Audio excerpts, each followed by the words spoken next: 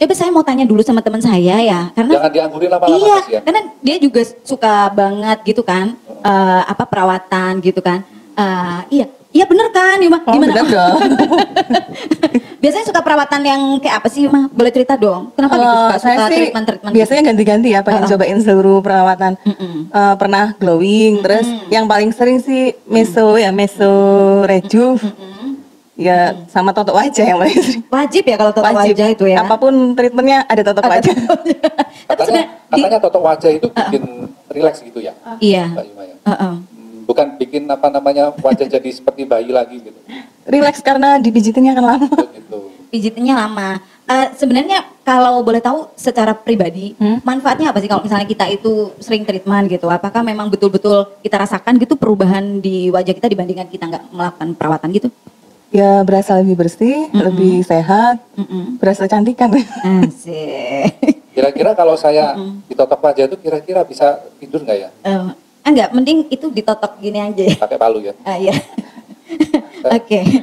Jadi tapi menarik ya Wima ya. Bayangkan kita punya ada 2 tahapan. Maaf aja nih, saya baru pertama ini mendengar ya istilahnya ketika diperiksa. Saya pernah juga berbagai ya. Kita itu berbagai mulai dari klinik inilah, klinik itu, klinik ini gitu.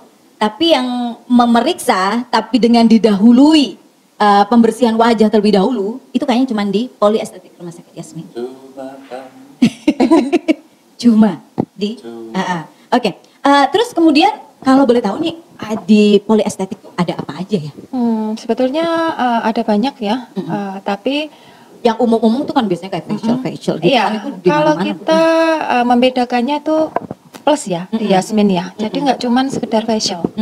Kita facial ada, tapi plusnya itu apa? Misalkan karena kita bertemu langsung dengan pasien ya, jadi plusnya di situ. Misal pasien waktu datang ada jerawat misalkan, setelah diperiksa yang step kedua tadi ya, misalkan ini jerawat misalkan, tapi sudah bekasnya ya, ada noda hitam atau apa, nah itu disesuaikan.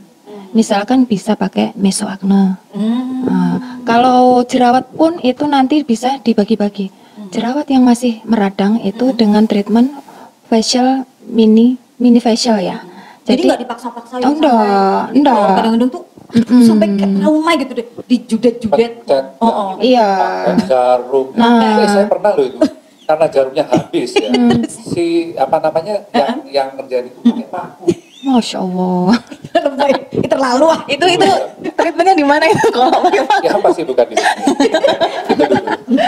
Lebay. Terus gimana? Justru kalau jerawatnya meradang, monggo silakan datang ke Yasmin. Kita ada treatment khusus untuk mengatasi peradangan yang sudah terjadi. Jadi peradangan itu tidak boleh dipaksa dipencet sampai sakit banget gitu ya? Tidak boleh. Justru kalau dipaksa seperti itu nanti akan timbul scar, bisa timbul lubang ya. Oh iya ding ya. Jadi harus diatasi dulu peradangannya itu. Nah kalau jerawatnya tidak meradang nanti ada lagi. Bekas jerawat nanti ada lagi. Nah, itulah plusnya di Yasmin. Kenapa harus ada step-step pemeriksaan 1 kali, 2 kali. Tentunya disesuaikan juga dengan kondisi terkini pasiennya. Jadi nanti kita juga ada dokumentasi, ada before sama afternya.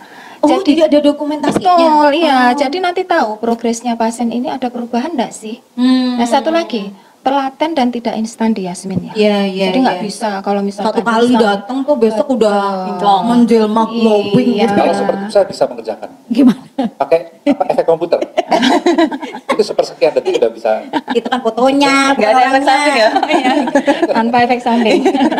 Oh gitu ya. Jadi biasanya sih butuh berapa kali kita datang untuk bisa kita mendapatkan progres dari treatment yang Ini yang ada penting di ya. Iya, untuk tahu progresnya itu tergantung dari misalnya nih jerawat gitu misalnya ya.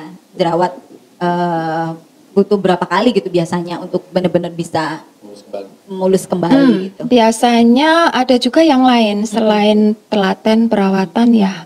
Pertama, kedua dari berat masalah jerawatnya. Misalkan dia grade 1, grade 2 atau grade 3. Jadi jerawat itu di grade itu? Iya, misalkan parah banget ya sampai bernanah ada, sampai ada peradangan ya. Atau yang grade 2 misalkan biasa, sampai bekas jerawat aja. Itu nanti tergantung dari beberapa grade-nya itu tadi.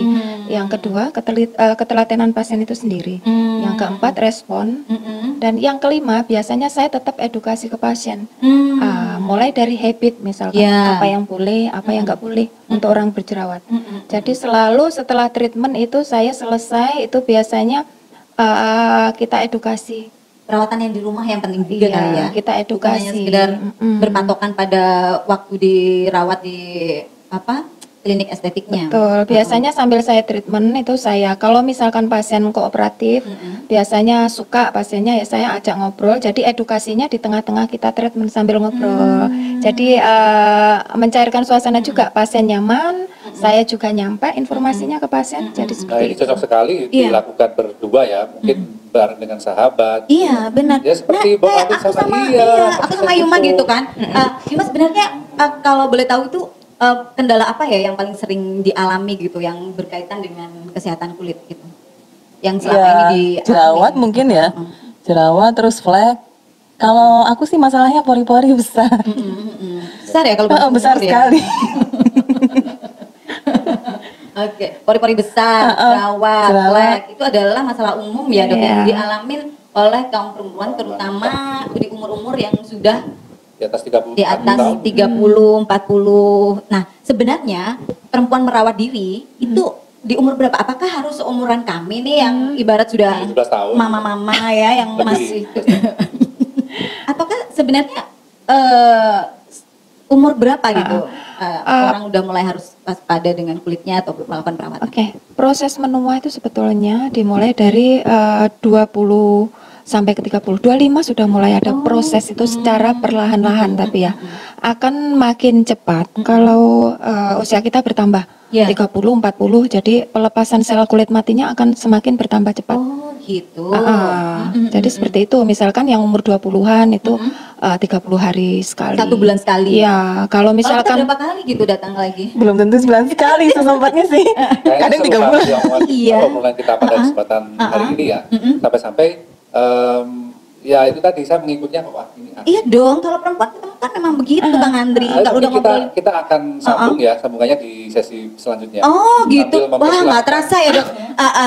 tapi jangan pertanyaanku tadi masih menggantung loh. Iya. Jadi umur berapa sebaiknya kita Tapi itu nanti memulai? itu supaya para pemirsa di rumah itu Jadi bisa, makin penasaran. Iya, Oke. sambil mempersiapkan yang mau lewat-lewat ini. Oke baik pemirsa, Oke. kita nanti akan bertanya lebih dalam ya. Karena konon kabarnya selain tadi kita tanya berapa umur yang mesti udah mulai ikutin treatment. Ya. Konon kabarnya ada produk-produk lain seperti misalnya antioksidan dan sebagainya yang kayaknya penting loh bagi perempuan ya. Kita akan kembali ngobrol dengan Dr. Eti dan juga Bu Firdaus ya setelah tayangan berikut ini. Tentu saja masih di acara Kisah Sehat Ambi Yasmin. Yasmin Hospital. Oh, Baik.